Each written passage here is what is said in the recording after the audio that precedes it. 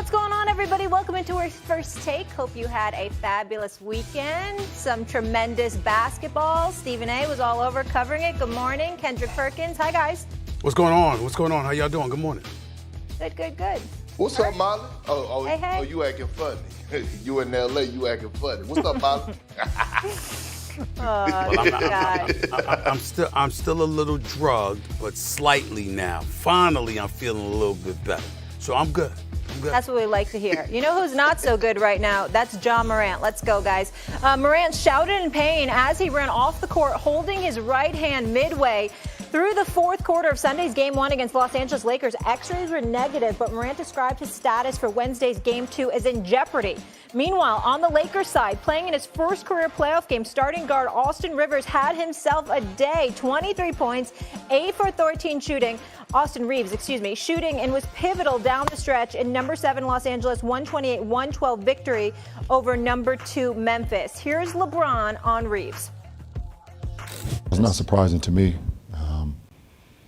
I knew from the first practice that we had when we grabbed him that it wasn't going to be long. He wasn't going to be a two-way player for long. Tough, man, especially, with everything I've been through pretty much, this season. My main focus was to, be out there for my guys. Another, incident where, that's pretty much in, jeopardy. So. Coach said that the X-rays were negative, so that's some good news. Any doubt in your mind you're going to be able to play Wednesday night in Game 2? Yeah. After the win, Magic Johnson tweeted this: if the Lakers continue to play like this, they can beat Memphis and anybody else in the West. Words of encouragement right now there from the great Magic. Stephen A., are the Lakers advancing regardless of Ja's status? I'm not going to say regardless of Ja's status. I'm going to say because of Ja's status. This series is over. As far as I'm concerned, the Lakers are winning this series. I think it's done. I'm looking at Memphis yesterday and give Kendrick Perkins credit because he called it like he saw it and picked the Lakers to win this series. I'm certainly not trying to take any shine away from you, Big Perk. But the bottom line is I thought that Memphis had a chance and would probably win this series in 7 games. It was going to take Ja Morant being the star to pull it off, but I believe he's that kind of star that could have done it. They have no chance as far as I'm concerned now. With Steven Adams out, with Brandon Clark out, and then to lose Ja Morant too, that is just entirely too much to overcome. Anthony Davis obviously was playing big boy basketball. I was petrified that the brother, when he was saying I can't feel something in my arm because of the stinger and had to go to the locker room, I almost lost it. I was like, this cannot be happening. This just cannot be happening. This is not 2 years ago all over again where the dude gets hurt in the first round after being up 2-1 on Phoenix and he gets hurt.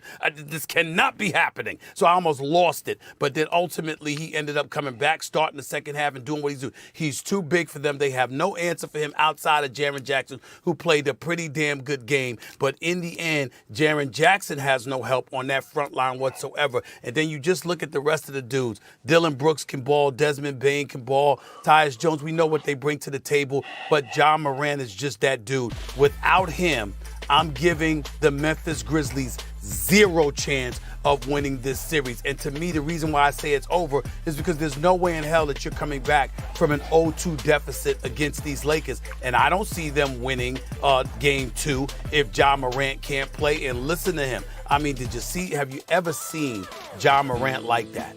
Even last year when he got hurt against Golden State, I've never seen him like that. They say, yeah, their X-rays came back negative and stuff like that, but do you still see doubt or whatever? You're like, yeah. He knows, and it's a damn shame because with Adams, with Clark, with Ja Morant, obviously you got a hell of a series ahead of you. I think there's a foregone conclusion, Big Perk. I can't see any way that the Memphis Grizzlies could beat the Los Angeles Lakers in this series now.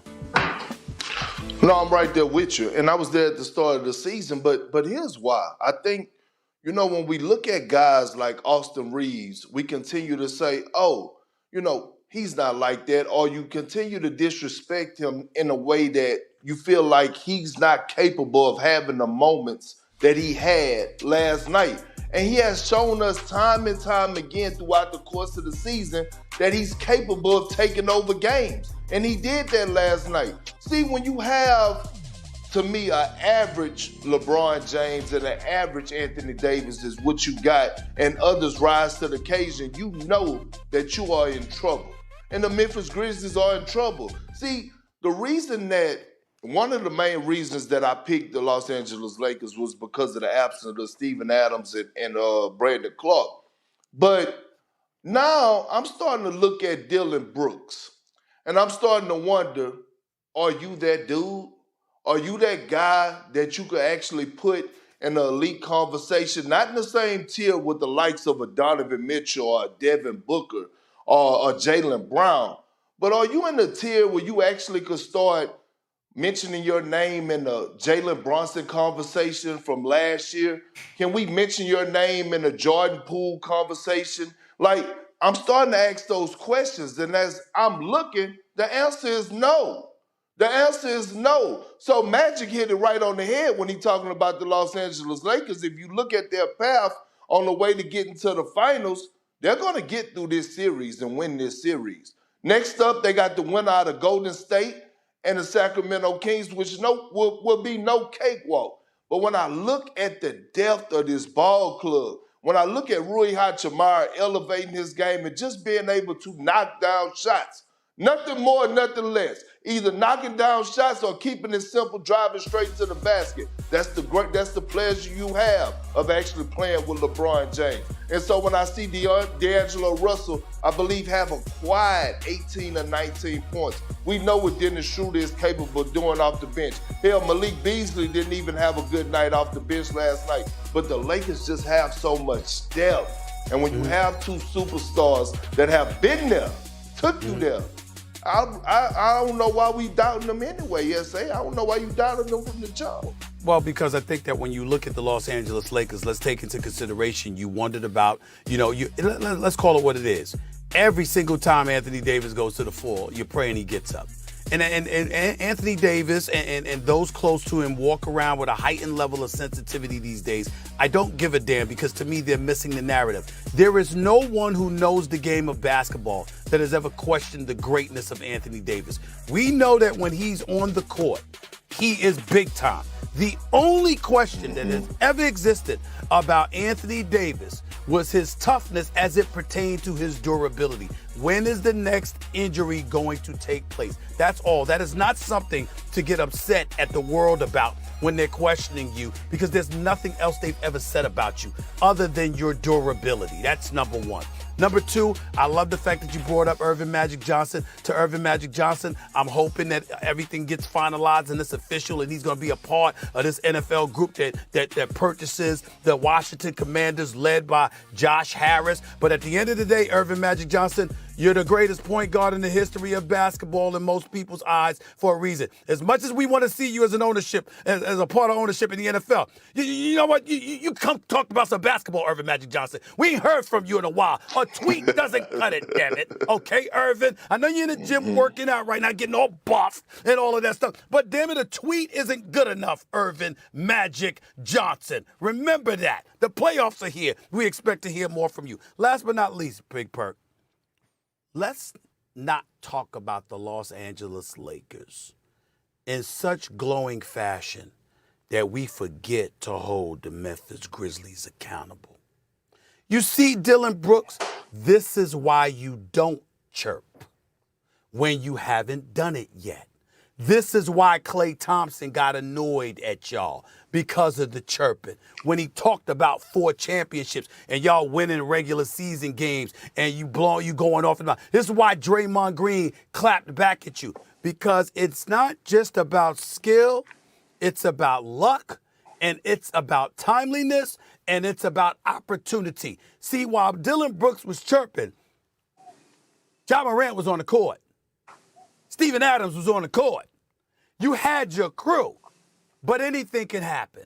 And look at what we're talking about the Memphis Grizzlies right now. The second seed, back-to-back 50-plus win seasons, and your behinds are about to go home in the first round. We know it's because of injury. We know that if Steven Adams and Brandon Clark and Ja Morant was there would be more credence to your bloviating and your chirping. But at the end of the day, anything can happen. And until you get it done, you're supposed to shut the hell up. And Dylan Brooks didn't do that. And now that Ja Morant is out, and Steven Adams is out, and Brandon Clark is out, and LeBron James, who you said you wanted, because you wanted to send the legend home, okay, well, now you're going to get your chance, Dylan Brooks, because ain't no Ja Morant to lean on. Now you got to step up. See, now we step back, Big Perk, and forget about Ja. We wish him well. We hope that he comes back because he's such a treasure to the game. We want him back, okay? But we know he ain't going to be 100%. But if for game 2 specifically, on your home turf in Memphis, Tennessee, where there should be billboards of Ja instead of Elvis because he's dead, the fact of the matter is this, Dylan Brooks, what you going to do now? What you going to do now? This is the kind of stuff that Clay and Dre were talking about, and LeBron remembered what you said coming into this series.